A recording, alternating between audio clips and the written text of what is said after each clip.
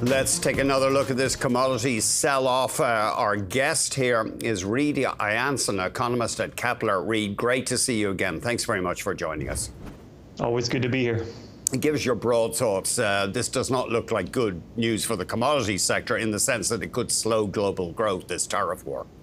Yeah, of course, we saw very aggressive Trump tariffs announced yesterday, and we are scaling down our expectations for demand across a number of key commodities. Obviously, the United States being the leading driver of that, but of course, weakness likely in Europe, and also major questions within China as well. So I think when we look at the sell-off in prices today, it's very much a reflection of concerns on the demand side of the picture. Before we get into China, talk to us a bit about the outlook for the U.S. I mean, this could be a threat to the American economy. Absolutely. We came into this year pretty optimistic, assuming 2.5% growth.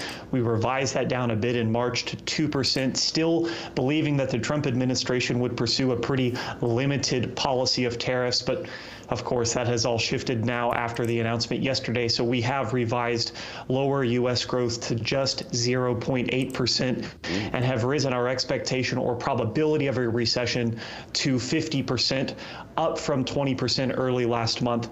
So again, real negative implications for the U.S. economy following the tariff announcement yesterday.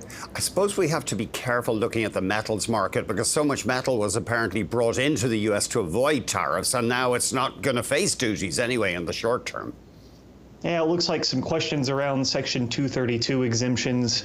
You know, will these come into effect or not? Obviously, we saw a big surge in, say, copper purchases over the last couple of months trying to get ahead of tariffs. It seems like that price surge might be done now. And obviously, we've seen copper prices really come off quite a bit. I think that we could possibly see further weakness from here, just given concerns around global growth expectations. And also, a lot of that pre-tariff buying is probably about finished now. Talk to us about China. You say they still have this problem of overinvestment and underconsumption? Yeah, China, continues to face this problem of economic imbalance. They're relying too heavily on investment, too little on domestic consumption. And this means a very large trade surplus because they are outproducing their domestic consumption base by quite a large factor. And of course, this drives exports and the trade surplus to ever new highs. This means that China is particularly vulnerable to tariff implementation. We do think, though, of course, China has set a 5% growth target this year. They will push hard to try and meet that target, even if it means pushing a lot of fiscal stimulus into uneconomic investment projects.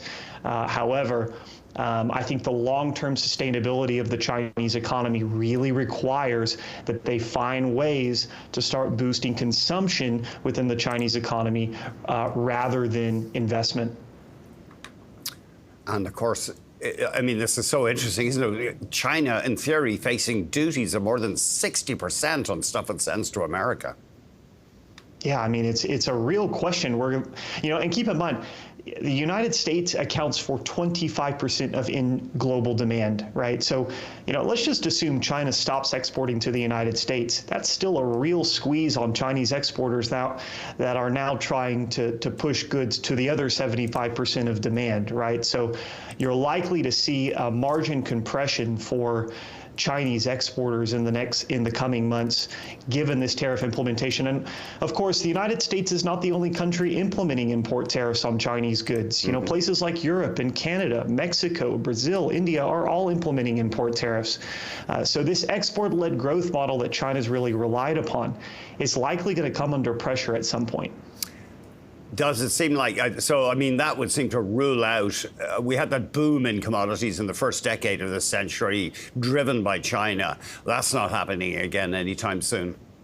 Yeah, this has been key when I speak to clients, really level setting here, that the 2010s will not look like the 2020s. The 2020s will not look like the 2010s. We really don't have a replacement for that Chinese demand driver that we saw last decade, right? Places like India will certainly be core commodity drivers, but that investment-heavy led economic growth that we saw out of China is just, we really don't have a replacement for that this decade. What about gold? Or would you be interested in gold right now as a flight to safety trade, for example? Yeah, I mean, gold has just been on a tear over the last several months, and I think that it continues to make a lot of sense here. Yeah, it's a safety trade, but also gives you some diversification away from the dollar.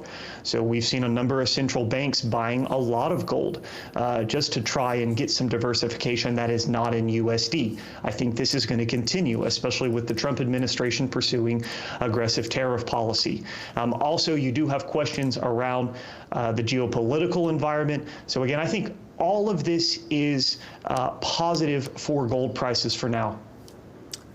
Let's have another quick look at gold, maybe a 10-year look. And interesting, you probably saw today the US dollar down, sharply down. Well, it was down about 2% initially. It may have come up a little bit. There's gold. But if the US dollar goes on weakening, in theory, that's great for gold prices.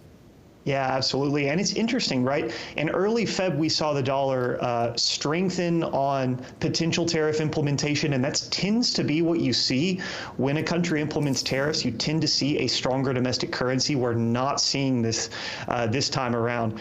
And this is being driven by the fact that interest rates in the United States right now are dropping. So those interest rate differentials are narrowing, and the US dollar is weakening as a result. This is also a reflection of weakening growth prospects for the United States. So yeah, a weakening dollar, definitely supportive of gold here.